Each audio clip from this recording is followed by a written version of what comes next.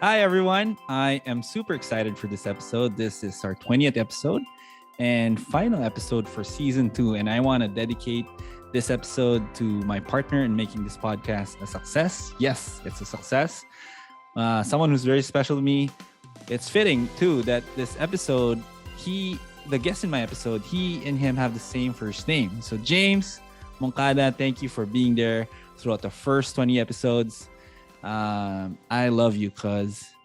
Now, my guest today, also named James, is such an inspiration to a lot of people in the Philippines and has constantly been a source of positive energy in Philippine social media. I had a blast talking to him. He was very generous in his time, his wisdom, and his experiences, and he is also very funny. He took a lot of time to explain the concepts that he shared, all of the experiences that he learned. He really made sure that he explained it in a way that everyone could relate to. And I so appreciate and I'm very grateful for the time that he gave me and this podcast. So, without further ado, please enjoy this season's finale. And I hope you find inspiration in my guest, James Deakin. Enjoy, everyone.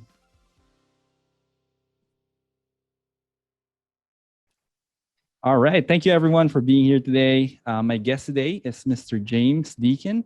He is well known for his love of cars and his genuine desire to help make a difference to people in the Philippines. James, you've helped so many people and inspired even more. And I just want to say thank you for this opportunity. I feel so blessed to be able to talk to you today and hear from you, learn from you, gain your wisdom and insights on the things that we're going to talk about. And I know from watching your TED Talk in Diliman back in 2014 that you've gone through some difficult times. Not the least of which is getting evicted from your home with a 1-year-old in tow back in 2001. Now, not a lot of people can relate to the success you've achieved in your life so far, especially for someone who didn't even finish school. But what they can relate to are the challenges you went through to get where you are today. So my first question for you is for those of us who are still in that phase of extreme difficulty, extreme discontent, extreme uncertainty, and in keeping with the theme of this interview, where or how should we start on the journey to fulfilling our dreams? Well, firstly, thank you for having me. I really appreciate it. And wow, that's a pretty big question to start with. But y- I'm going to speak with the benefit of hindsight, and I know that's always kind of annoying sometimes for some people because you're like, come on, man, when you're in it, you can't see it, right? And when you're out of it, you can look back and it all makes sense. So I'm going to try to temper my response to make sure I kind of find that balance between not being that annoying guy with the benefit of hindsight, being a little bit empathetic to the people who are going through what seems to be just drowning, because that's how I felt during the time. For a long time, I felt I was just, how do people get ahead? I just couldn't understand in my head how people could buy houses and even more than that, right? But even how do you get to buy a house? I can't even get to this stage. I can't even in my mind work out a compounded way of earning enough to be able to even think about putting a down payment, much less pay off a house. So it can get very, very overwhelming. But what people normally don't understand is the power of sort of compounding or an exponential value. What I mean by that is once you get something started, you're building on that, you're compounding it. Our brains don't understand that. Therefore, we can't see how we're going to get out of that hole. But the key is to just keep doing it. That's why I said that to you in the off air before we started about your podcast. Just keep Right. going and going and going and going and going and going because you're now building on momentum. Every time you build on momentum, that little center of gravity gets bigger and bigger and bigger, and the ball starts to roll. And you're starting before you know it. Wow, you look back and you go, it's because you didn't give up. You didn't break momentum. When you break momentum, you kind of have to go back to zero. Momentum is your friend. It's the difference Yeah. between sailing and rowing. You want to sail. You want to be with Right. the wind. You want to go with natural forces. You don't want to swim against the tide. momentum is like that. That's why I call it your friend. You just got to keep on doing it, chipping away at it every day. Because when it does make puto, because sometimes it feels like, it, I don't know if this is going to ever make a difference, but then you are compounding something and you're putting value into what you do. When your time comes and you make that shift up, you're pulling a lot up. Does that make sense? You're not just going better by this much when you get an opportunity. All that momentum behind you gets catapulted to the next level. And that's where you experience the wow moments of like, this is life changing stuff, you know? And it wouldn't have happened if you didn't spend the time every single day doing the boring stuff of consistency. Yeah, yeah, definitely. And there's a lot to unpack just from what you said. It's definitely something that I've seen before, right? And just relating so much to what you said, where how can I do this? How can I buy a house? I can. There's so much everywhere you look. There are cars, there are houses. There's so much everywhere. Everyone has a business, and yet you're in a situation where you don't have anything, and so you're questioning like, how can I get this done? And I think just to follow through on what you said, I think that is true. And there's a lot of success stories where you just start from something small, you build momentum, and then you get to a point where it's something so big and so powerful, so valuable that it enriches so many people's lives. But the question is, as you're getting started, how do you know that it is something valuable? How do you know that you're on the right track? Because these are the doubts that you're seeing as you're starting out, right? Like I'm sure some people have experienced that. I personally have experienced that. Even with this podcast, I'm not sure that this is the right thing, but at the same time, I enjoy it and I learn a lot, and so that's value for me. But I'm not sure exactly if I'm on the right track or how big can this get? Will this be what actually changes my life? I see your question. I understand. I think I understand it. How do you know you're going in the right direction? I don't Right. think. Yeah. So you're not afraid of putting in the work or the effort and building momentum. But how do I know I'm building in the right direction? I How do could you be. manage the doubt that creeps in as you're Yes. doing the Yes. work? Yeah. Um, all I can tell you is that you're all given a set of cards to play with, and you have your own individual circumstances that nobody else can really understand but you. So when people come and tell you do this, do that, do this, they don't really know because they don't know your situation. So you have a natural intuition. This is what they call the teacher inside, right? You're feeling things of, okay, well, this is based on the situation I'm in right now. This is the best I can do, right? Now it's a dead end job. For example, I'll give you a story. When I was starting out, um, I would have been about 18 or 19 in Australia, Yeah. 17, 18, 19, like that.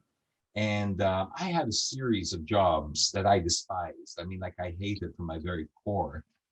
Like, for example, there were the dishwashing wasn't a lot of fun, right? Being a Yeah. dishwasher in a motel. That's not there's some would even say soul crushing. Then there was Soul crushing. telemarketing in Australia, and that was being in the BPO industry. I don't know how closely did you call people, cold call Oh people? yeah. Oh yeah, for Okay, sure. but you Yeah. know what I'm talking about, right? You know how basically how difficult that can be, and how people can be, how rude people can be, and how nasty they can be. And so that also chips away at you. Then there was another job I had, which is called spruiking. Now, spruiking is something that a lot of people have never heard of. I never heard of it before I did it. Spooking. SPOOK. Spruiking. Very strange word. Don't even know Huh. where the root word meaning is, etc. But this is a term they gave to people who would stand outside in let's say a store outside. Picture, because let's say picture the city street. Okay, picture BGC High Street, right? It's a Yeah. open air sort of Right. city area, right? And I would be the guy standing outside, let's say ROX or any of those stores, right? And just picture any of those stores, ROX or Oakley or whatever, going, it's all got to go. Come inside. We've got discounts coming out for you, 50% off, ladies Oh. and gentlemen. Come inside. And I did that for a few years, and that was hard work. It was really, Wow. really, really, really hard work because I had to speak nonstop ad lib for 6 hours in Wow. an overly modulated voice, sounding like some kind of between an AM radio guy and some kind of You carnival you got to keep barker. the energy up. You Yeah, got to for keep the six energy up, hours. and you got to put the fake modulation in your voice, like a TV commercial. And it's now the what I'm building up to, and why I'm telling you this is because I did not like that work. I did not enjoy that work, but those were the cards that I was dealt with. That's what I had to do. And I got paid $35 an hour for the spruiking job. That was back in the year 1990, I think. So Uh, 1992, that was a lot of money, a lot more money than my friends were earning. The point of it was this: I didn't like it. I just did it for the money, but I knew that this was the right thing to do, because if I didn't do this, what would I do? Right. But I didn't have direction. But by doing that, by doing the telemarketing, by doing the dishwashing, all of this is building up to when my time comes. Because when my time comes, when did I break through, or how did I break through and become, uh, get a little bit more mainstream acceptance and exposure, was through communication, was through how I would speak and how I would do public speaking and how I would articulate a point. Well, guess where that came from? mm. Standing outside the store, embarrassing myself for 6 hours a day, going, "It's all got to go at Tony Barlow's Menswear. 50% off your silk ties today. Get yourself outfitted out." You see, I can still remember it. I can still remember it like it was yesterday. And I would just ad lib that and I would say it. And the thing is, I learned from that. I learned very clearly that it's not so much what you say as how you say it, the tone, the delivery.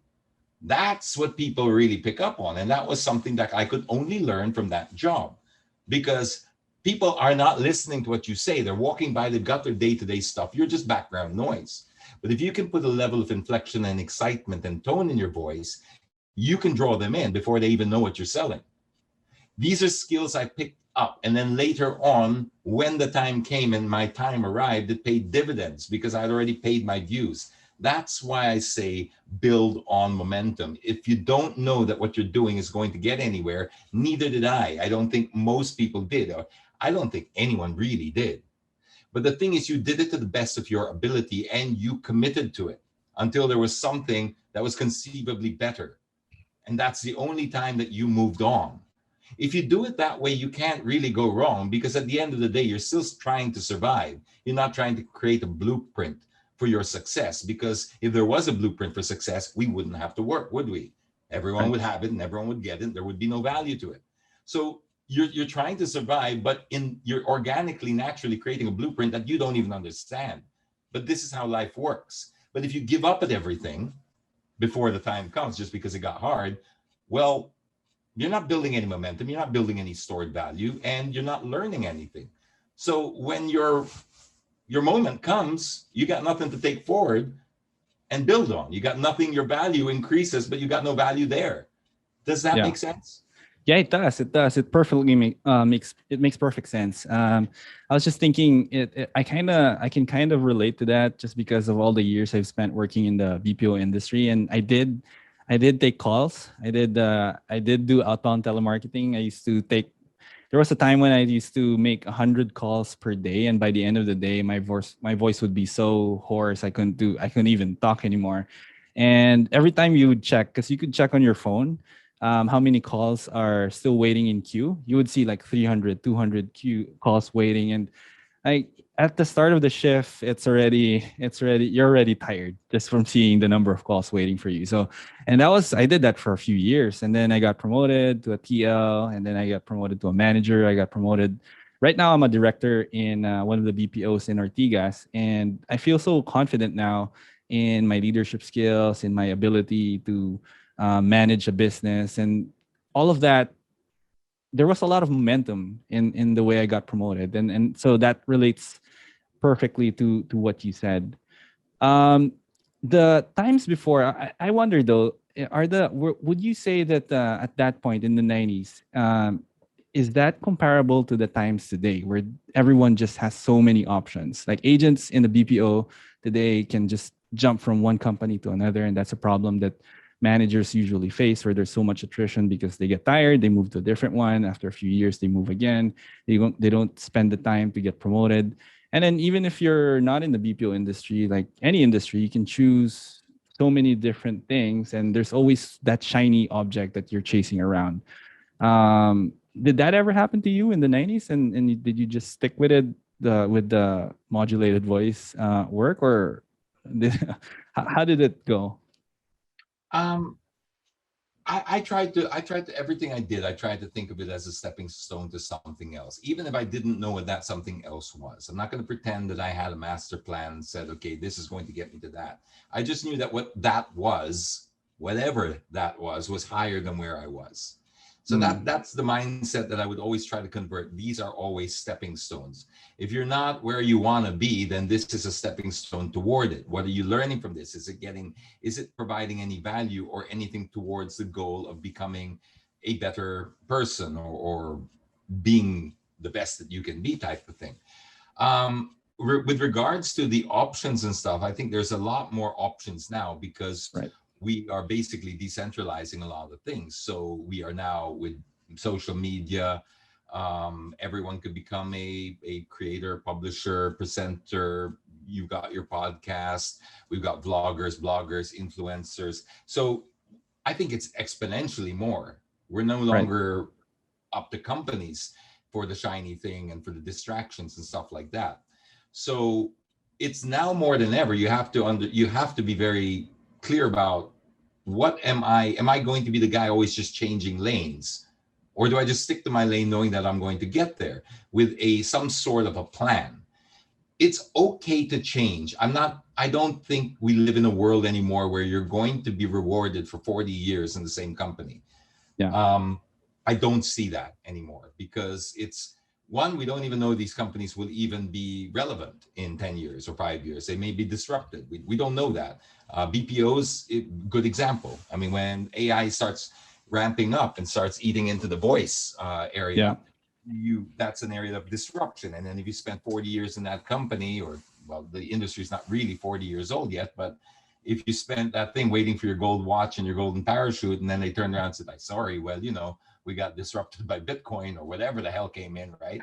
You'll be Yeah. like, oh man. So I don't think it's about, I'm not hating on people moving, changing lanes. That's not, it's, you have to have a plan of your changing lanes. You have to have some kind of a strategy of why you're Mm, changing lanes. Because if you're just changing lanes because you're distracted by the shiny object, now, in the same way that we're like, we may boot us Jan, I'll just go there. You're not really thinking about down the line. Oh, well, it's moving there because it's just, you're just reacting to everything. You have to have your own plan. And uh, your own plan is about knowing where you would like to be. So you keep on trying to build on your own why. Why are you doing what you're doing? In the beginning, you may not have a why. Like when I was doing dishwashing and Spooky, I didn't have a why, right? But when the why finally comes in, that's the intersection. That's when everything clicks, because at least I can tell you my story. I can't tell you about how it's going to work for you, but I can tell you my story. And I know a lot of people that I speak to share the same sort of path, because when I talk about the intersection, my intersection came when I was about 40, that was 2013, was maybe 41, 42, 43. So I was, wow. yeah, I was way past what a lot of people would have thought as, well, your time has passed, man, you're gone. But so many people have made it after 40, right? So many Yeah. people have finally gotten their traction after 40. And for me, in hindsight, I look back on it as a blessing, and I'm grateful for it, because I'm more prepared now for I guess, the success that I enjoy, because you get that too early and you could really blow it. But now I hodl it. I'm very, very careful with it, and I'm careful with the influence. I understand the risks. I don't want to go back. So this mentality has paid off for me. It's not just in, before I go down there, I want to finish the thought about the Yeah. intersection. The intersection is, I didn't really know what I was doing, but I knew that I was trying to get to a better place every time. So from Right. the telemarketing to the car to the all the little odd jobs I did in Australia, I eventually came to the Philippines, back to the Philippines in 1997, to pursue a passion for radio, or a career in radio. It was, at least I had now direction. I was like, okay, I think I know what I want now, and I want to have some kind of a public podium, or soapbox, or Right. platform stand on to speak to a greater audience. I think I'm cut out for this. I know that I can do this. I'm comfortable in front of people. People compliment me on the way I can simplify or articulate. Mm. So I think this is where my skills lie. So I tried to gravitate to radio. I got to radio only to realize that radio was truly what I really wanted to do, but it paid rubbish. It paid you in practically promises and the equivalent of what a like in a thing was back in the 90s and 2000. It was all hollow. It was all sige, sige. It was all like, yeah, you're sikat naman, people, Yeah, you're yeah, on yeah. radio, you're Right. an FM guy. It's like, yeah, but I can't pay my Meralco with sikatness and Right. fan calls from people. It didn't work, and I had a kid, so I You had to could move monetize on. it. Yeah. Yeah, I couldn't monetize it properly, and the industry wasn't ramped up in a way or structured in a way where they were paying big bucks for it, precisely because this was not a job. This was a job for college kids. This was a job for people who lived with their parents, who were of above average income families that spoke very, very well, therefore didn't really need the money. It was all just like, oh, he got a job after college with this radio station. It's so cool. Yeah, he gets 8,000 a month, but he gets gigs here, gets gigs there.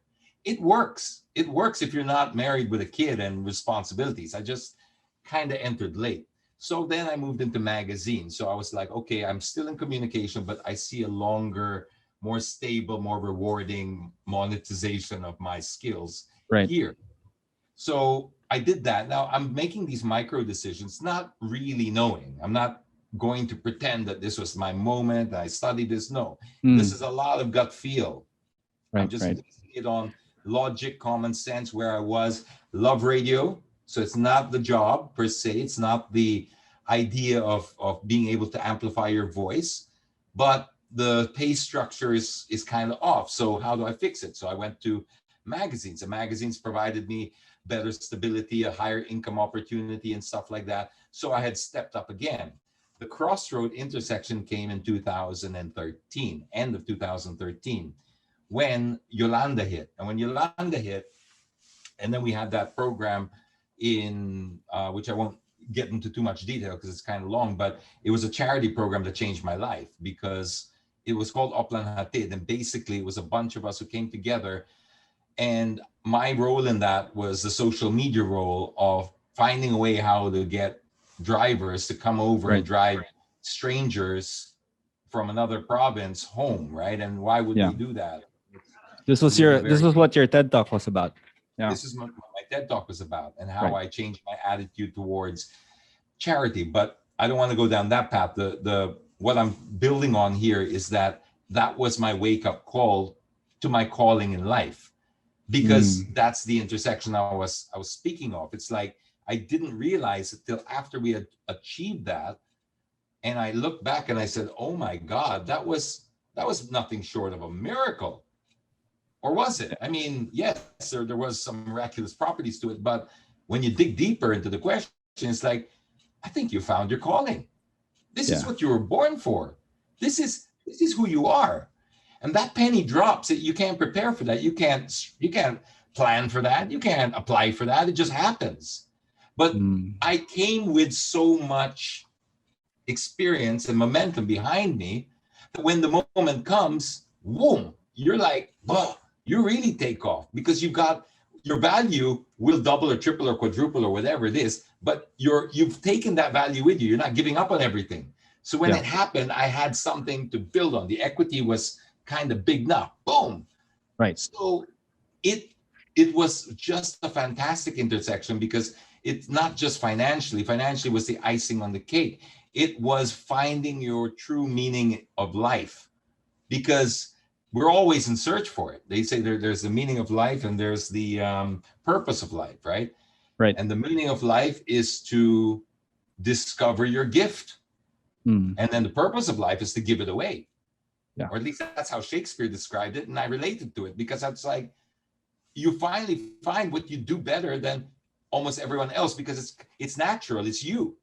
Yeah. It's not being yabang. It's just you. Everything just came together, and all of a sudden, the world needed all of those skills that Right, you right.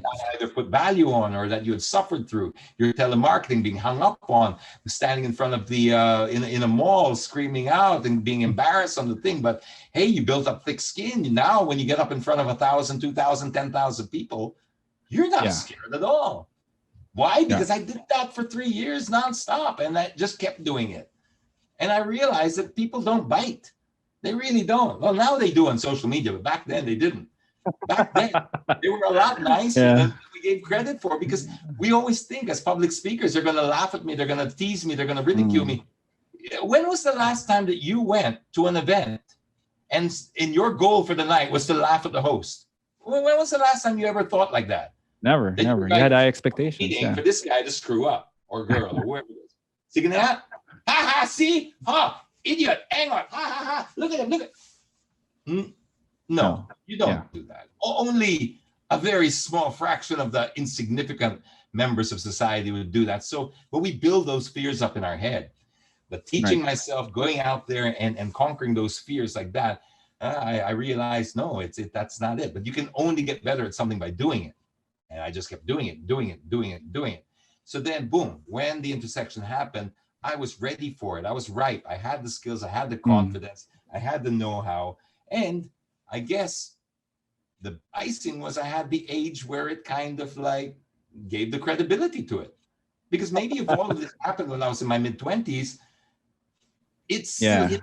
You've got everything else except the perceived credibility because of white hairs, Yeah. Yeah. right? Yeah. The persona. Yeah. Yeah. Exactly. So trust in it. If you are genuine about what you're doing, and what you're doing is genuinely trying to make the world a better place or your family's life a better place, and you're just doing the best you can, it will come together for you, because whatever you don't gain financially or in terms of career, you're getting in character, you're getting in Right. knowledge.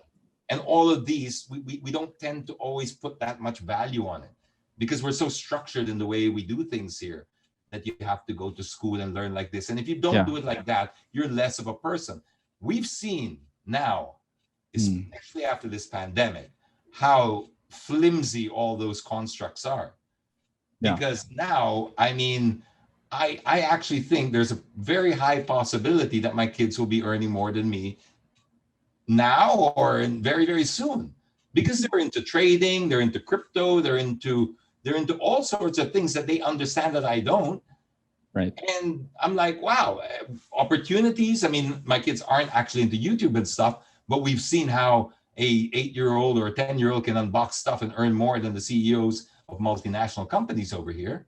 Oh yeah. It's a whole Yeah. new world with all new rules. And guess what? Because I didn't have an education, because I was so insecure about that, I never finished high school.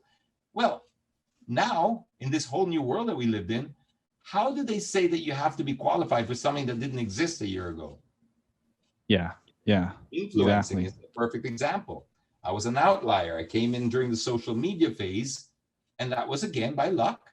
That their timing plays a key role, and there is something greater than us out there. Depending on your belief system, there's something much greater than us out there that's kind of drawing all of this here. So when the time comes, boom, it just happens. But you got to be sincere. And if you can, and this advice may annoy you, but bury it and lock it in somewhere, because it'll make sense to you one day. Don't chase the money. Yeah. Don't chase the money. Let the money come as a result of. I'm Right. sorry if that sounds annoying or something like a meme, an inspirational meme that means nothing. There's value to it. It might annoy you now when you're thinking, I gotta eat tomorrow, I gotta pay my rent, I gotta pay my Meralco. Stop it Yeah. with all those those stupid greeting card memes. But it's true. It's true for a reason, because I'm not trying to annoy you or become this person that's just like giving you all these fancy quotes. The reason they say that is because you're inverting everything. You're following your why, you're Mm, following your passion, and then money comes as a result of. Best description I can give for that in my own life is when I first landed here, aside from the radio trying to make money, I went to every audition that every casting agency put out. Wow. Yes, I was that guy in every Really? waiting room, sitting there with everybody else, doing VTRs and voice things, on cam screen tests, ads, this, that, the other. I did that for a few years, and it was a pretty horrible time in my life when I flash back on it. And I can only now understand it with the benefit of hindsight, is because when you do it like that, and there's a bigger, more profound meaning to all of this, is when you do it like that, and when you're chasing the money per se, this is what I'm tying into, is Right. you're trying to jump through a hoop this big. Wait, Yeah. you get what I'm trying to do, right? Yeah. Yeah. Yeah. You're trying to jump through a tiny little hoop this big, set by other people. All right. So they say, all right, James, stand there. And I want you to sound fresh, but young, but a little bit old with some credibility, but not too serious. Go. And you're trying to be this person or this character, this agency character. And guess what? If you don't hit the mark, you're not in. Versus Yeah. the other way around, which I learned over time afterwards by accident, and I'm sharing with you now. You did you. You just did you. And then you created a value for yourself that the world said, I like that. In the Yeah. same way that now people create the roles around Morgan Freeman's voice, not Yeah. the other way around. Now I don't audition. People pay me for my image. People pay me for my voice. People pay me for my influence. People pay me for my credibility because I just did me. That's it. I just did me. I invested me because nobody does me better than me and nobody does you better than you. So just do you, build in it, build on it, invest in it, and then the world will conspire. Why? Because we're attracted to confidence. This guy Mm. seems where he's going. Follow him. And if you can't follow him, invest in him because he's going places. I can see it. He can see it. He can see it. Everyone can see it. And confidence is contagious. We love it. Nobody wants to Mm. follow somebody that doesn't know where they're going. Yeah. Yeah. So there, you're like you're building into this whole thing, and that was kind of my journey into all of this. So I mean, I hope I'm making a little sense because I'm just No. sharing it Yeah. from the heart. None of these questions, like you said, were prepared. I had no idea what you're going to ask, so it's all just coming out raw. It makes perfect sense. I can definitely. It's amazing actually. I'm kind of getting goosebumps now just hearing your story, and the way I can kind of wrap it up in a small tiny package, kind of to sum it up is um, when you're in that situation where you don't have, when you're starting out, you have to make the most out of every moment, learn as much as you can, create as much value as you can, and all of those things throughout the years culminate into you becoming someone who's deserving of success. Right? There's a saying, I forgot who said it, but opportunities are becoming a millionaire is about who you are, not because of what you're given, right? So you have to become someone.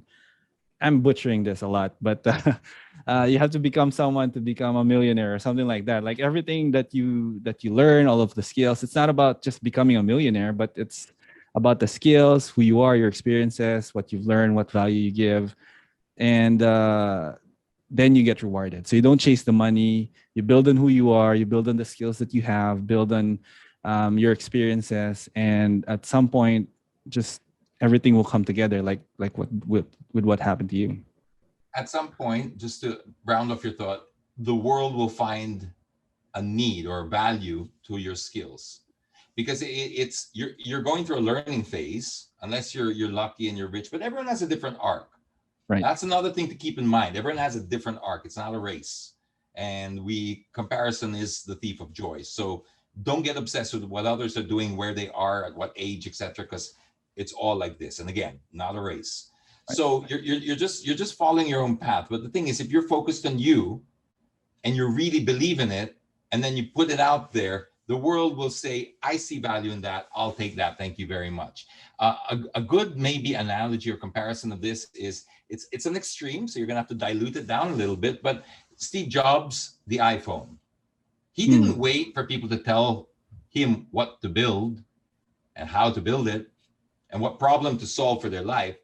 He did it the other way around. He said, how do you know what you want? I haven't invented it yet," was his very famous arrogant quote, right? That's And amazing. then Yeah.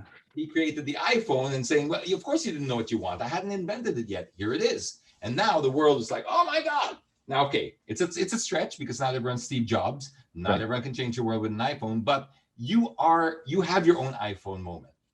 Think Mm. of yourself as some kind of an iPhone moment. You're developing yourself. Only you understand what makes you tick and what value you can build into yourself, so that when one day you come and you enter the marketplace, so to speak, it's polished, you've got a nice, and nobody else is offering it. Yeah. If I'm copying everybody else, like if he just made a better Nokia, he might just be just a better Nokia phone. Right. But he didn't. He changed the game completely. And you could be that iPhone. You could be that. Think of it like that. I'm sorry, my analogies are crude, but No, you no, it makes are sense. you're reinventing yourself, and you're the one who dictates your own value and says, "No, this is what I can offer. I'm not going to let people micromanage me, because you're never going to please all of the people all of the time, right? So just make sure that you please yourself. At least one person in the room is happy, and that's the most important person. You. Right. I mean, so focus on that, build on your value, and then you put it out into the marketplace, and people go, I think I'll pay for that. I think I want that. I want that guy hosting my event because, I like the way he speaks, or I like the way he structures it, or it just gives my event a certain level of credibility and stuff like that. But that took years and years and years to Yeah. get to this stage. But I had to perfect the James Deakin brand and formula. I couldn't Mm. just be swaying for everybody. Oh, how do you want it like this? How do you want it like that? After a point, I said, no, this is me. I'll just do me. Yeah. And then when I put me out there, and then the intersection happened, boom, they're like, okay. And they're just buying more of you. And it's a great place to be, because you're not trying to be something you're not. It's organic. It feels great, and it's rewarding because it's financially rewarding as it is soul rewarding as well, and fulfilling. Yeah. That's like I said, that's amazing. So one question that I have, and this may be something that some of our listeners may be going through. Growing up, some people, like society, piles a lot of these things, right? A lot of expectations. You have to be this, you have to be that, you have to be this, you have to be that. Like, and you grow up, you forget who you are, you become this person that your parents want you to be, and at a certain point in life, like you don't even know who you are anymore. So in that situation, what advice would you give a person like that, so that they could start that journey where they're building on who they are, not on who someone else wants them to be? That's a great question, and it's also a very typical trap that all of us, especially here, seem to fall into, because Yep. we are very conservative over here, and Mm. our constructs are so defined. I mean, Jokoy makes a great skit of it with the Yeah. with the nurses, and Yeah. Yeah. and I Absolutely. think he touches on something. My When you brother's a nurse. beyond the Yeah. laugh, beyond the punchline, may laman yan, di ba? It's you can may hugot, as they say. Yes. Yes. Um, the question was, how do you make sure that you understand who you are, not who the other people? And very, very important question. What's good about the era that we live in now is it's becoming less and less important. When I was starting out, that was a very, very, very serious problem, because in order to be this, you must first be that. Mm. And the controls of society, everybody's in cahoots, right? So it's not just your parents, society's in cahoots, or they School just system. decided Yeah. that they'll support each other. The support system behind our belief system is incredible, and in a way, it kind of what makes us great, and in a way, it's also what kind of, it's a A double-edged crutch. Yeah. sword, as they say. So understand first that you will never, ever, ever be successful being somebody else.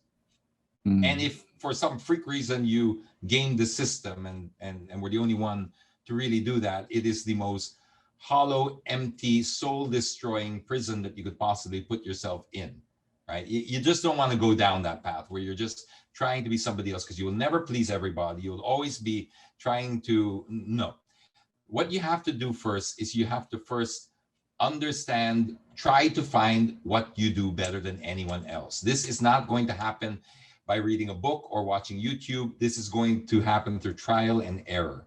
Okay. And you got to be patient, because soon enough you learn what makes you tick and what you do better than anybody else. You can only do this by going through this school they call life, right? Mm. Go through it, make the mistakes, but be observant of what you think that you do. Be observant, be self-aware.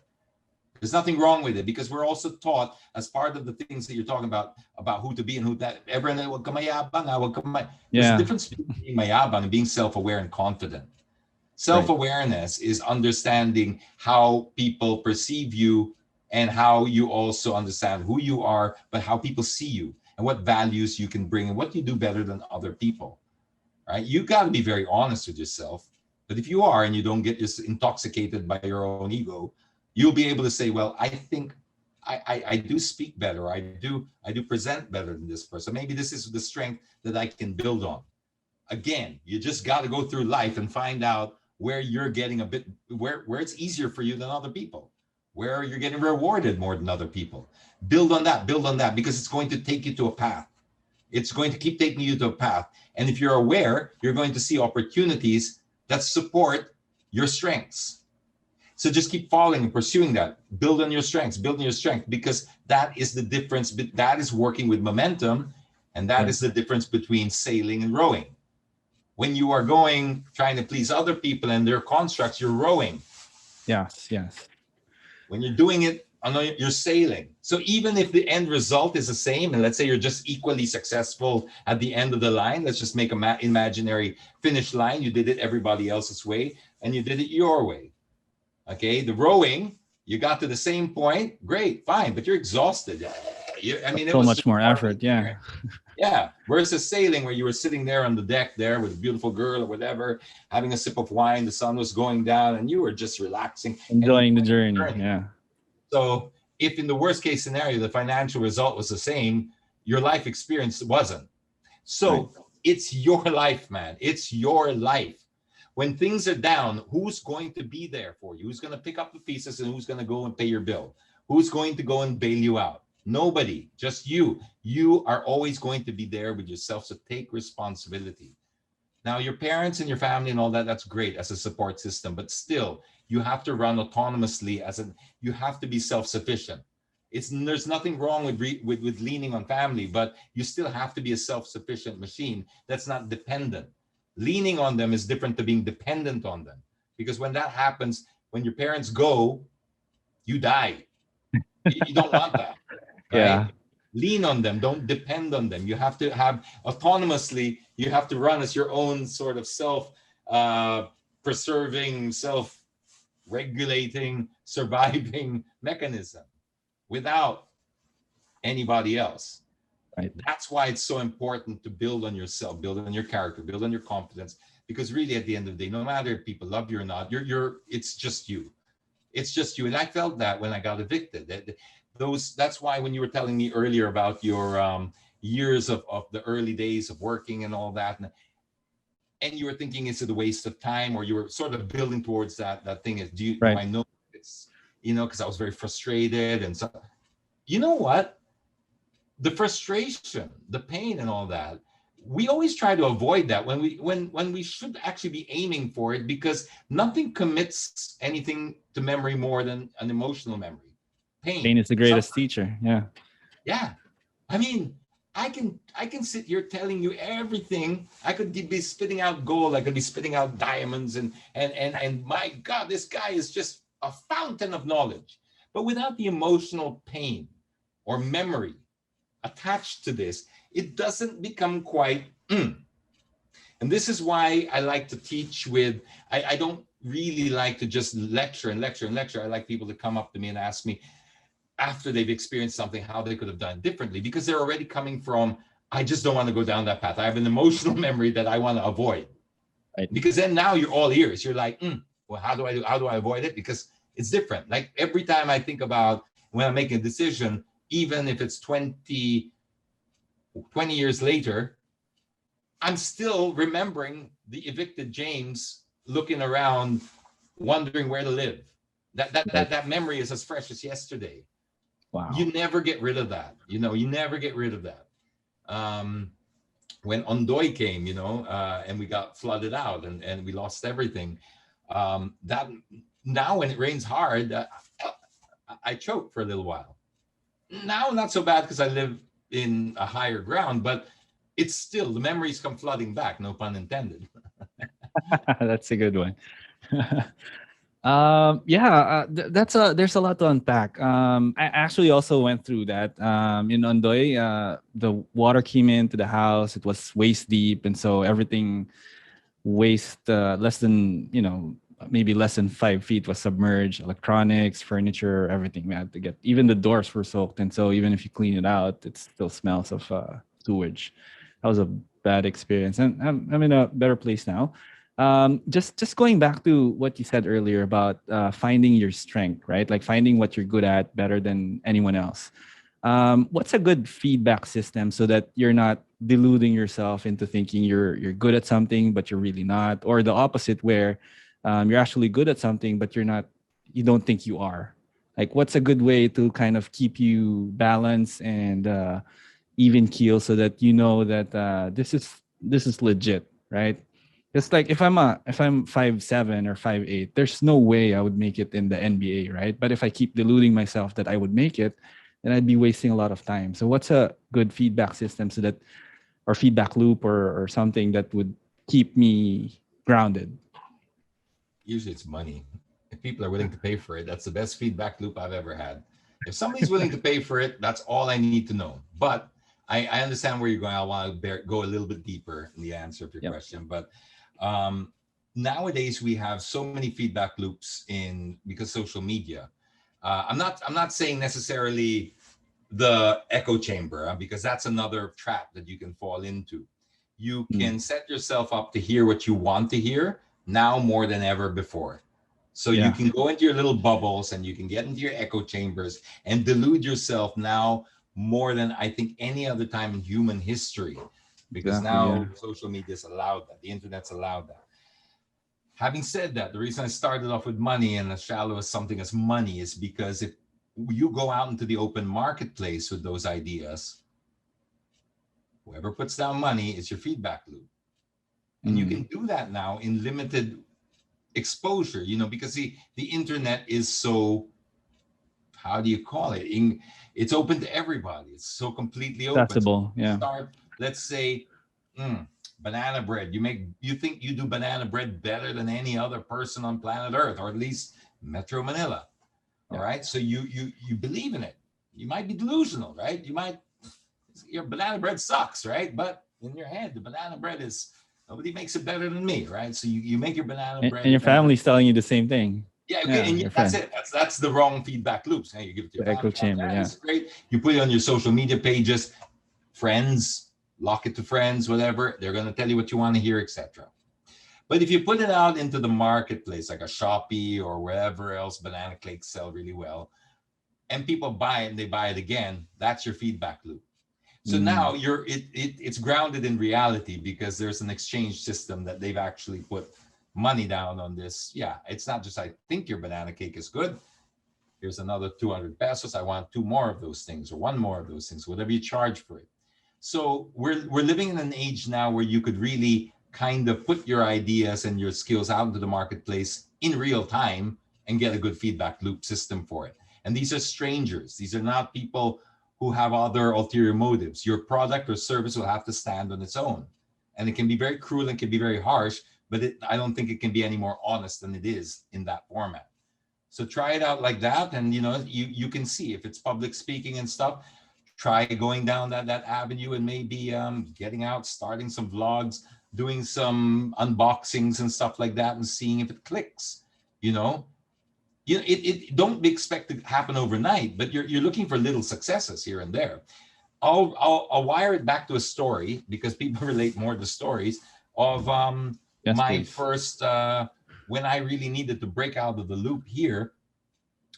When I landed in Manila, I remember it was 1997, right? So I came here with the idea of radio, and that was my dream, as I told you earlier. But what I didn't tell you was that when I got here and I started applying and applying and applying and applying, Everybody just ignored. Nobody wanted me. Nobody even returned my phone calls. Nothing. They wouldn't even listen to my demo tapes.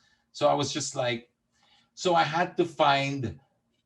I knew I could speak. I knew I could host. I knew I had this skill, but Yeah. I wasn't being given that opportunity. So to your point, and to strengthen my point, I went looking for any kind of feedback loop that was real and that could actually confirm what I already had in my head.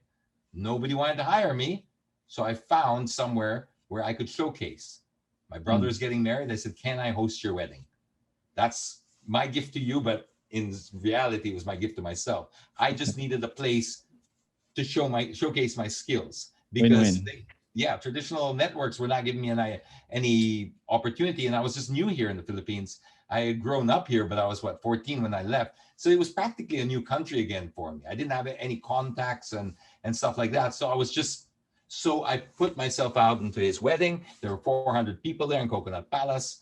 I got up and I knew 400 people. If one or two don't bite, then you ain't got it. It's as simple as that. All At a right. wedding, though? At a wedding, it doesn't matter. This is all you got.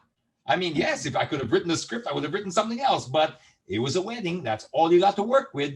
But there are 400 people. You're telling me that with 400 people, the odds of somebody not noticing your talent, if you have talent, by the way, Right. let's assume, because this is to your question, how do you know? Yeah. Well, you Yeah. put that out in the marketplace like I did.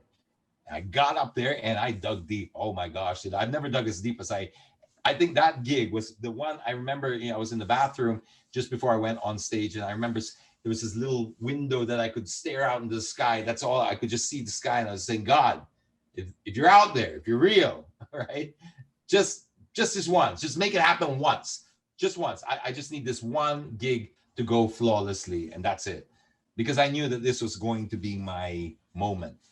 And at the end of that gig, somebody came up to me and said, "Do you do this professionally? Can you host our?"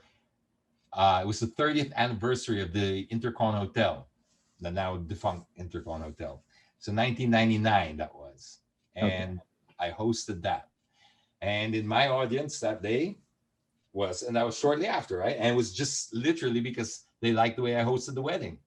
They Right. actually canceled their host and they asked me to Oh, host. wow. Yeah, I know, but it was, oh, you had to, John. I'm not gonna lie. I was hustling. I was out there. That was my moment because my wife was pregnant at the time.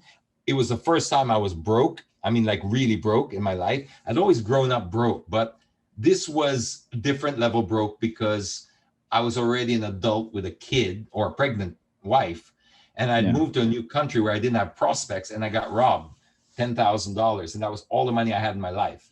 Oh, Our maid wow. took it, and it was in cash, and I never saw it again. So I was Damn. like in this situation where I was always a planner. I was always very responsible with the way I did things. And here I was saying, I'm not going to have a kid till this of that, this and that, and I'm going to put deposit here. Everything was structured in my life. And then what happened? The biggest moment of my life when my wife got pregnant, that's when I was in a new country, jobless with no prospects. So That's it tough. was literally the worst case scenario you could have put yourself in, It but it is. wakes something else up inside of you. So that is why I hustle like I never hustled before, because I knew this is it. This is my one moment. I don't know what else to do. I don't have paperweight. I can't go to Unilever or BPI or Ayala companies and say, hire me. I'm Tisoy's. I'm Q. Come on, man. It doesn't work that way, right? They'll be saying, okay, what college you go to? What's what? No, wala. Yeah. Okay, No. sige, back of the line, or just yeah, we'll call you. Don't call us, we'll call you. So I knew that this is a hustle. I've got to create a value for myself where they don't require these requirements, where they don't require the paperwork. And so, boom, I did that, and it came across. Obviously, I hope this doesn't come across as bragging. I mean, it might sound like it's not. It There doesn't. was an I don't think it energy does. there. Yeah. There was an energy that I don't even know if they could put a finger on it, but you feel you feel other human beings when there's and they must have realized on that day that this guy was I was from the toes up. I was hosting from a cellular level. I'm not talking cell phone. As in every fiber of my Yeah. being was speaking to the audience. I was alive. I was like, and bang. So I got that gig. I went on to the Intercon Hotel. I don't know if it was a couple of weeks later or something, 3 weeks later, something like that. I hosted that. Remember, I'd been turned down by every single radio station I'd ever been to. Never even got a return phone call from them. Right. I'd already given up on it. Already was like, at this point, super depressed already because I was almost considering going back to Australia because this was a failed experiment. And then after the Intercon, right, I got off the stage and I did the exact same thing I did in the wedding. I said, be this person. This is your one audition. Looked Blah, up to blah, the blah. sky. Yeah, well, right sitting in front of me was Cory Aquino, Jaime Zubel. I think Ramos was there. It was a big, Oh, wow. yeah, it was big. So there were all the who's and all that. I said, again, if you can, this is an audience. If you can't impress them, well, maybe you weren't as talented as you thought you were up here, right? But this is your audition. This is your American Idol moment, your X Factor moment, whatever you want to call it, right? But every time I got on that stage, I thought the same way. It's your X Factor moment. You're being discovered. Somebody in the room has never seen you before. Actually, more than somebody. Plenty of Everybody, people. probably. Yeah, right? So this is going to be their first brand experience with you. They might have heard about you, so all the more you got to impress because their expectations might be over here. Right. But if you approach everything like that it's got to be all or nothing, just give your all. Never get up there and give just half yourself, whatever, because now you're creating a brand experience. You want to make sure that's consistent because you're building on something, and then your reputation gets bigger than you. And then it gets a little, scary and exciting at the same time. But right after I walked off that podium and I got backstage, a girl comes up to me and says, hi, my boss just asked me to give you this. She's there in the back and this is her number. And if you could call her tomorrow, she would like to offer, she wants to know if you're interested. She wants to offer you a job on radio. Wow. That's amazing. That's an amazing story. And I started the next day. That's actually kind of also one of those intersections you were talking about earlier, right? Like, another yeah, it was a mini one because a mini one, yeah. Boom, and then it launched me. But it was like yeah, because yay, 8,000 a month. Seriously? After that, I didn't know that. After that performance. Everything else is great, but oh my God, I didn't bank on the salary. It was 8,000 a month. But never mind. There was something there. It was at least heading towards the direction. I was like, okay, fine, do it because there's nothing else right now. And step forward, yeah. Hey, I hosted my brother's wedding for free. So this is 8,000 more than I got for my brother's wedding, right? So I'm still now, it's incremental. Do you see now what I'm getting at with the incremental? Yeah. It's not. Those are the circumstances back then. So I did it. Boom, I got the job on radio, realized radio had its advantages and disadvantages, took what I can from there, but built onto another stepping stone, which is magazine. Magazine took me to a different level, but not quite still this same. No, there was certainly a ceiling there because I was working for somebody else again. I had a salary. I was not self-employed, but I was building a brand while being salaried. Yeah. So there was a difference there. I didn't mind being a salary. I never actually had a problem being a salaried employee. I never really had a complex with that. In fact, I was quite comfortable. But I did realize after a while that wait, this you are now understanding the business model here, that you're not just an employee. You're actually providing value to the magazine that they are reselling for a much higher price. I don't say that with any resentment or anything. It's business. Right. It's good business and smart business. And if I was in their position, I'd do the exact same thing. So, but it wakes something up in your brain. You're going, okay, wait, in a way, I'm kind of a commodity that's being sold at a profit.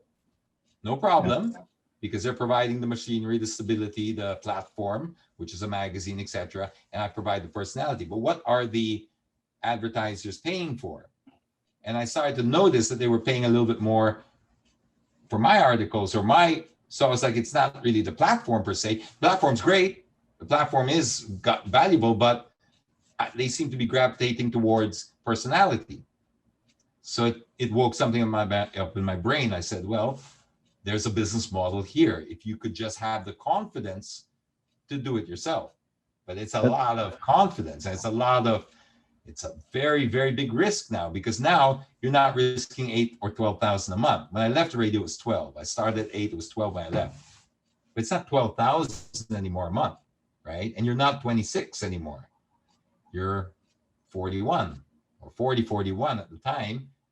And there's a big, you got 3 kids in school, private schools. You've got a house, you've got a wife, single income family.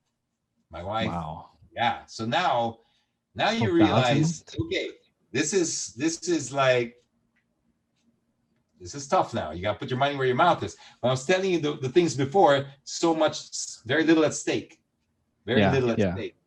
So now you reach an intersection where you're like, okay, I've spent 12 years with the magazine, 12 incredible years, 12 of the greatest years of my working life ever. I mean, they were really fantastic. I saw the world. I experienced, my passion. But there's a sunset period, I can see it's a sunset industry, print. It's not going anywhere. And I mean, love the guys with all my heart.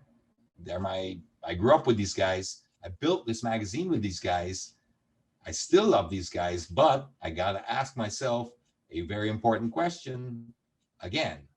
If you're going to continue down this path and this is what you do, are you in the most effective medium to engage your audience? Was the simple question I had to come up with. And the answer was very clear, but it still doesn't remove the fear, because you're like, this is comfort. And they say the enemy of great is good. Took me a while to understand that, but eventually what they mean is that if you're in a good place, you ain't striving for greatness. I was in a good place. I wanted to be great. It's very tough. So you got to make that decision at that time and say, am I all in? Am I back in James Deakin, or am I going to take a salary and have somebody take the risk on James Deakin? And I decided in 2014 that I will take the risk and I will back myself. And I left the magazine and I had nowhere but this giant, big gaping hole they call the internet to step into, which is like walking the plank in the days of the pirates when you step outside into the open water stuff. And I took a chance and I said, let's go, let's try it. And the first year was awful. First year was a really bad year. I mean, I lost a lot, but I learned a lot too. So I lost a lot of money, learned a lot of lessons, and more importantly, it got me going that this is you got to do you, and you got to back you, and that's it. So I did not. What I did that I think was different to anyone else I know at the time was I could have kept many other jobs and done the website part-time. That was easy enough to do. I could have just said, but that wasn't what I was going for. I was going for great, not for good, not for comfort. I was going for great. If I wanted good, I'd stay with my magazine. Right. Great people, good. It was all fine. So I went for great, and great meant I'm all in. So if I was asking people to invest in me, as in advertisers, supporters, etc., how do you think they would feel if I had one foot in, one foot out? What does that tell them? Support me. I want you to give me X amount per month, and I'll do this and blah, blah, blah. I will give your ads, etc. And they're like, yeah, but you yourself are not convinced because, you work at whatever. Safety net, Yeah. 12 hours a day, you're working at this full-time job, and you're doing this at night. I admire you working hard, but I'm not getting the confidence, I'm not, if you're asking me to invest in you, no, I think I'll just buy tingi-tingi na lang. That's what you're doing. I'll do the same, right? When I see value in you, I'll pay a little bit. But if you want me to invest in you, you invest in yourself. That's the way I would understand it. As it.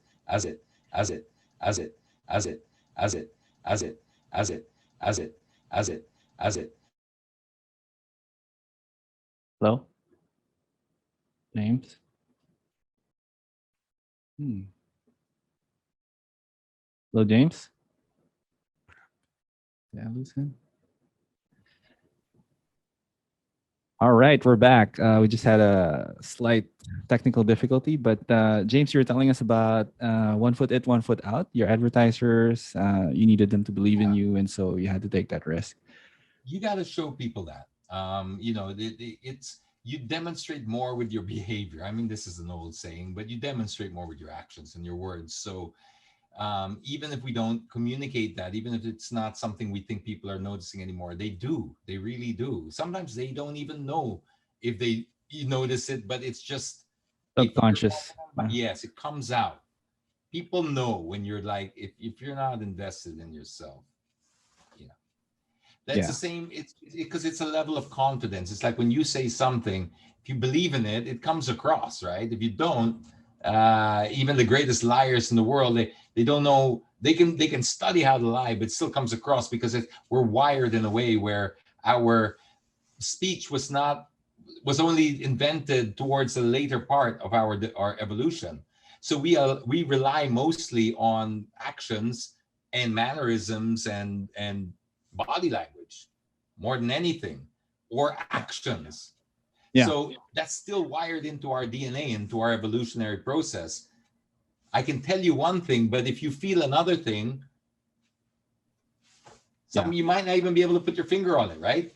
Why do we say gut feeling? Gut feeling is from evolution, is because it's non-verbal communication that we've been wired for hundreds of thousands of years into our evolutionary process, that we understand danger. We understand something's not right here, even though the screensaver is saying something else. And that's what I mean by it. I could act. I could be a da da da. It's all this, but they could see that. Oh wait, he's doing something else. That means he himself doesn't believe in it. Yeah. Yeah. That's you could say whatever you want to say in the best way possible, but you taking that step and just going all in sends the strongest message anyone can send, right? That's So yeah. it. Yeah, lead by example. Action speaks louder than words. There's a thousand cliches around that. Yeah, definitely. So James, I want to be respectful of your time. There's so much more I want to ask you, but I don't want to keep you, and I already took up a lot of your time, and so I really appreciate it. I'm sure so many people will relate to this and will feel inspired by this. I just have the last two questions. These two questions I usually ask at the end of my podcast. It comes from one of my favorite podcasters. I don't know if you know him. His name is Tim Ferriss. Oh He yeah. wrote 4 Hour Work Week, and these are two questions that he has on his book, The Tribe of Mentors. Right. So I'll just read off the questions here. So the first one, I think we already answered this actually. So the question I wanted to ask is, how has a failure, apparent failure, set you up for later success, or maybe do you have a favorite failure? My Uh, favorite failure. Okay, off the top of my head, I think before I think of a nice little answer for the favorite failure, the combination of failures that I was telling you about, with like the right. dishwashing, the spruiking, and all that, it's not necessarily failures in the traditional sense, because it's not like I got fired from there or anything like that, but I considered them as things I didn't really want to do, but did because, well, circumstances. Right. And then later on realizing that was teaching me something I could never learn any other way. So closest thing I can get to probably answering is a series of dead end jobs that I did that really made me feel like Mm. as far as genuine failures are concerned, the first year of my breaking out on my own, 2014, was a failure, big one. And it was at a time when I really couldn't afford to, because I was really breaking out. I mean, I was taking that risk, and I lost.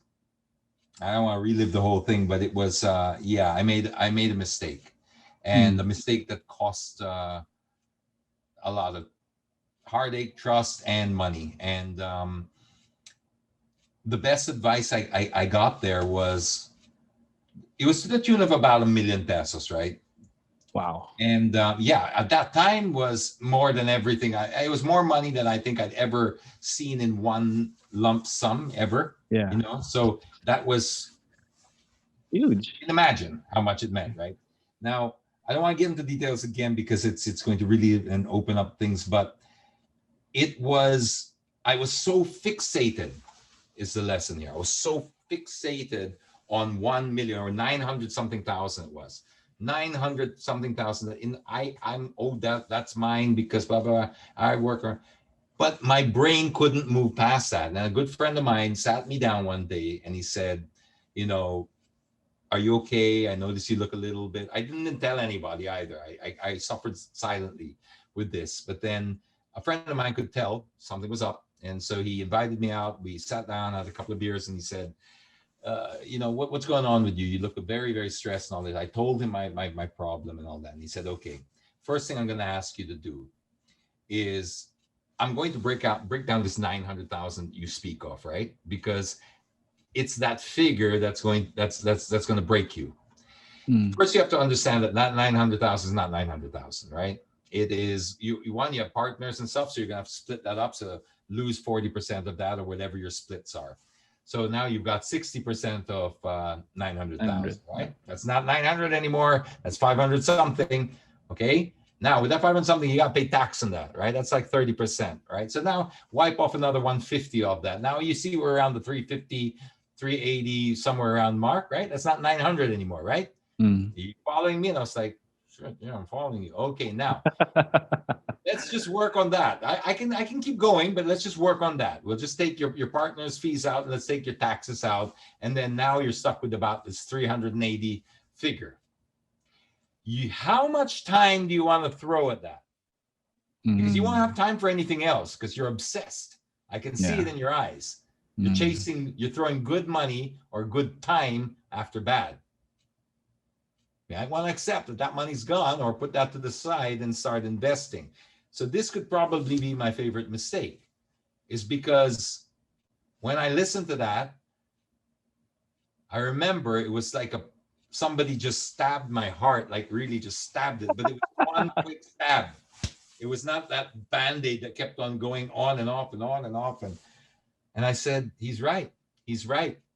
He said, how much money do you think you can earn if you put all the energy that you would put chasing this and trying to right this wrong that you feel that's been done to you? How much do you think you could do if you apply that same energy to what you do, which what you do is you do very well? Yeah. And the penny dropped, John. I was like, oh, geez, he's right. He's right. So at that moment, after that shattering, stab in the heart, I went, he's right. And the next day, I changed my whole attitude. I never, ever called again about that 900. I never, ever brought it up. And now it's probably the first time I've talked about it in years. It really doesn't enter my frame of mind anymore because I had put it down. When he framed it that way, I was like, he's right. And I think I probably earned that, what I lost, in a month. Oh, wow. Yeah. Because energy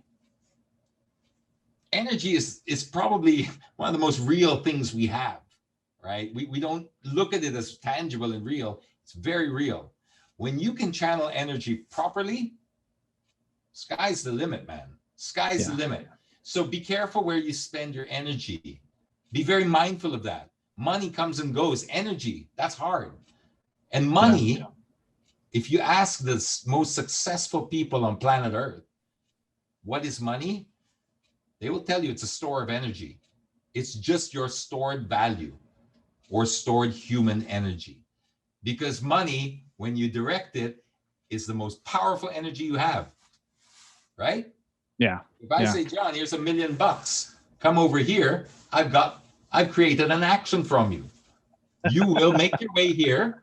I guarantee you'll make your way here and take the $1 million, right? That's energy. It's energy that I direct. So be careful what you do with your energy, because your energy is money. Money is energy. It's the world's energy. And your personal money is your personal stored value, or your energy that is stored through time and space. Yeah. Because if your money, I'm productive now, but in 10 years' time, 5 years' time, 3 years, I don't know. The market might decide James Deakin, we don't have much use for him today or this week, and you're not flavor of the month or something. You never know, right? So money becomes my stored value. Everything that I've created in excess now, I try to put away in asset or money. Now that is energy. So when you channel energy properly, like I did, and I decided, okay, turn that off now and put all my energy towards here, I made more than that in a month. That's very wise advice. Definitely. It's not Um, what you're thinking. It's just sometimes yeah. it's just the way you reprogram your brain. Yeah. I wonder what would have happened if you didn't get that advice from that person. So, I would yeah. have probably been chasing that money. I would have probably had relationship fallen out with a lot of people, taking my toll on my relationships and stuff like that. And I don't think I would ever. I'm pretty sure I would not be in this place right now. Would have just Anyway, taken over your life, yes, it would have. everything. Yeah. Yeah. It would have, for sure. Yeah.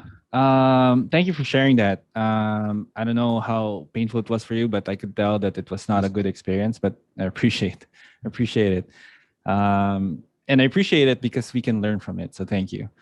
My last question: in the last 5 years, what new belief, behavior, or habit has most improved your life?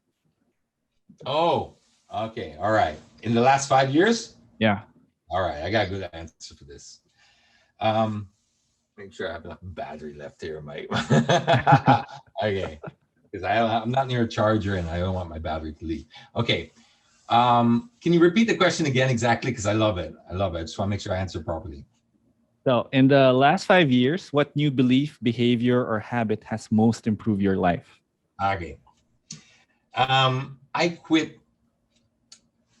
smoking and I quit drinking, right? And it's much more than just what could already be applauded as, hey, you kicked a great habit.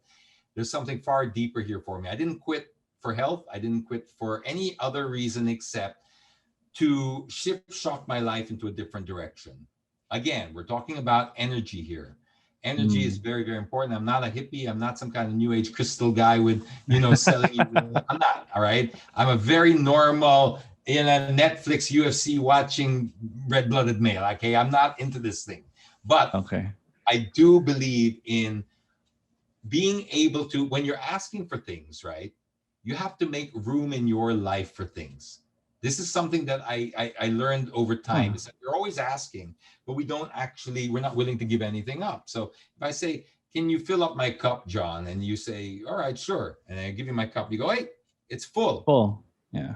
Okay. But please, we're friends, man. Come on, help me out. Like, James, I want to, but where am I going to put it? So I got to now, right? There's nothing in there Empty. now. Now you can fill it up. Now, when you work on that philosophy, if you remove something in your life that has no value, I can pretty much guarantee that anything that replaces it is going to be better. Case in point, smoking. Now, smoking is far more than it's a mindset, and it's part of who you are. So you're literally changing who you are, because as a smoker, you are enslaved by this addiction that you have. And when my boss explained it to me like this, he said, James, when I see you with your cigarettes and stuff, I don't just see a smoker. What I see is a weakness. And in life, all we are trying to do is really impose our ideas. We're always selling something, whether it's a product or our ideas or just you to like me. I'm selling myself for you to like me. But a smart person looks at this and sees an addiction like drinking, smoking, anything that you have no control over. Now, if you're a smoker that has control over it, it's not a problem. But I was a chain smoker. I was addicted. And that's why it made a difference, because he said, I look at it as a weakness because I see that you are trying to have influence over me, but you don't even have influence over yourself. Wow. That's how a smart person thinks. So if I want to get something out of you, I literally sit you in my boardroom for an extra 30 minutes longer, and you will sign anything. Why? Because you want to go down and have a cigarette. It's as trivial as that, shallow as that. Your mind is somewhere else, right? You don't have the discipline. So to answer your question, it's the discipline in understanding that you have got to give something up. The most successful people that you'll talk to in life, it's not necessarily what they've done, but what they've given up to be where they are. I've noticed that trend. So with me, I needed something to shift shock my life because you can hit a plateau. Don't be afraid of the ups and the downs. Well, nobody's afraid of the ups. We're all Yeah. gaining, we're all looking for the ups, but Yeah. we're all avoiding the downs at all costs, right? Yeah. This is not necessarily a good strategy. Why? Because there's value in the downs and there's value in the ups. There's more value in the downs than the ups, but either way, you can say it's value because when you're up, you're You're no need to up. explain the Yeah. value. You're enjoying your life, etc. When Mm. you're down, lessons that you would never learn any other way. But when you're plateauing, that's the worst spot to be in.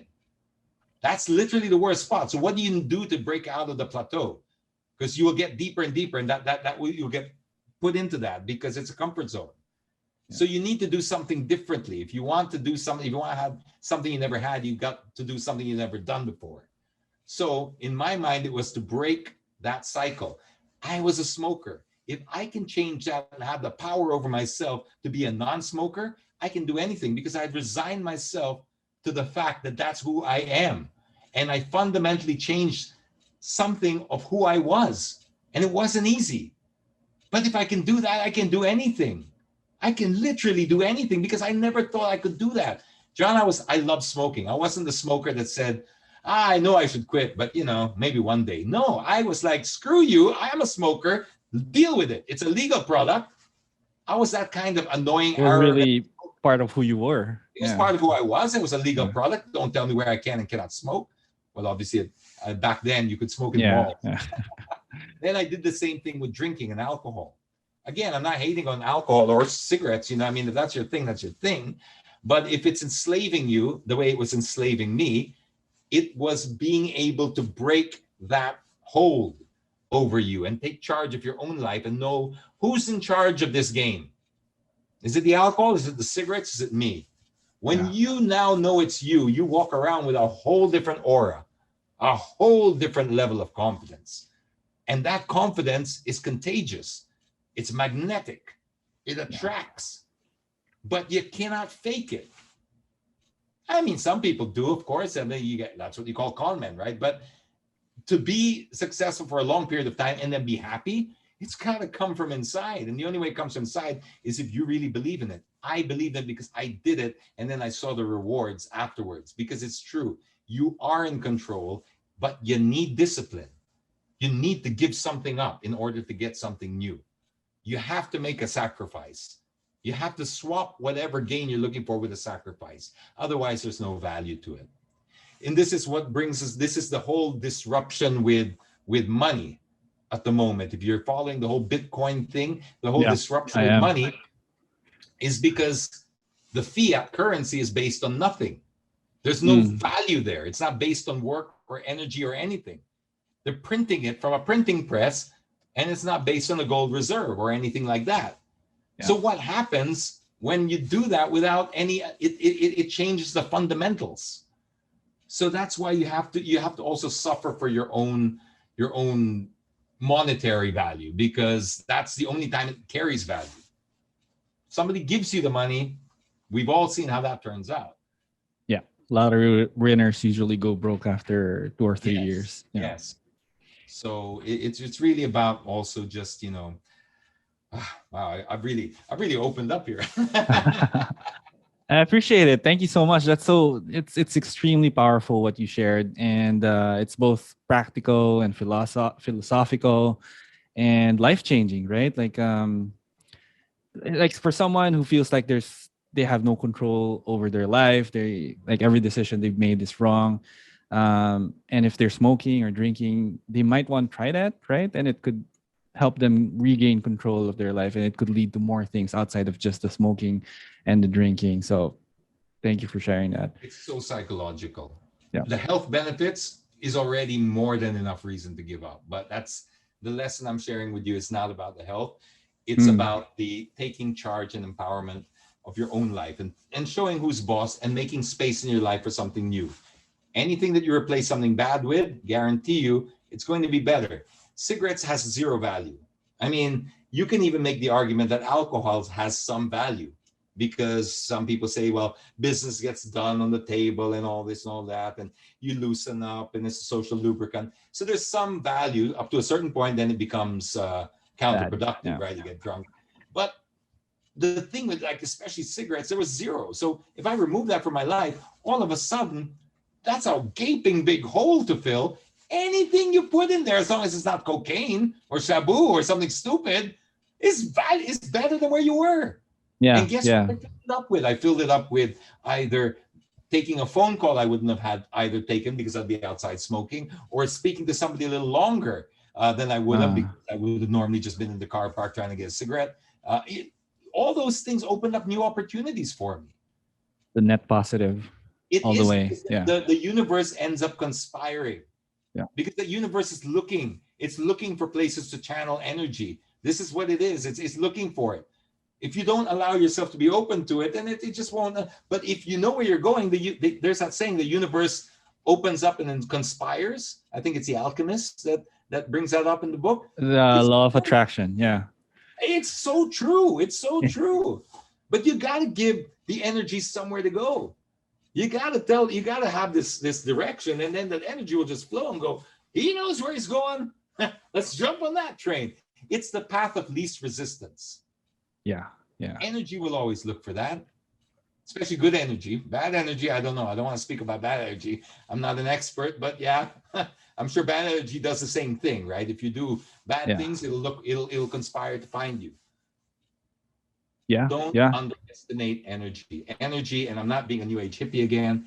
Energy is literally, money is the world's stored energy. It's the most powerful thing you've got, because you can really, so think about the energy that you're attracting and that you're putting out. Absolutely. Definitely. I'm gonna apply that for sure. Thank you. Thank you. I'm so grateful that you gave me the time. You gave me your experiences, your wisdom, your insights. Thank you so much, James, for this time. I have so many more questions, but maybe for another day. Is there any way that I or any of the people that are listening to this podcast can support you in any of your initiatives or projects or businesses? Oh, sure. I mean, I do most of my stuff on Facebook. Right. And then Tita Clock is a podcast every Friday on Facebook Live. And but if you just hook up on Facebook, you'll find the whole ecosystem there, because if they're shared, the Instagrams there, the TikToks there, that's pretty much the hub. And everything I'm doing and I'm up to, you'll find there. So if you want to follow that, great. I'll be love I to. have. Yep. And I'll include that on the notes or the description, and once I upload this and publish it across the different platforms. Thanks. James, thank you so much again. You've been wonderful. Your experiences are so inspiring, and I hope you and your family stay safe and do well throughout these pandemic times. You too, John. I wish you well. I like what you're doing. And I think it's great, not just for you, but I think you're inspiring a lot of other people to start working towards their dreams. You know, there's never been a better time to create your own personal brand. 10 years ago, 20 years ago was different. Now, this is the way of the future. And if Bitcoin ever really kicks in, I think it already has, you've got personal sovereignty over your own personal finances or energy and money. And it's just going to keep going down that direction. So all the more reason where you build your personal brand, have personal sovereignty over your money, and then you can just, it's a very exciting time to be living it right now. Thank you. Thank you for saying that. I appreciate that. You don't know how much that means to me. Thank you. All right. Thank you again, and goodbye.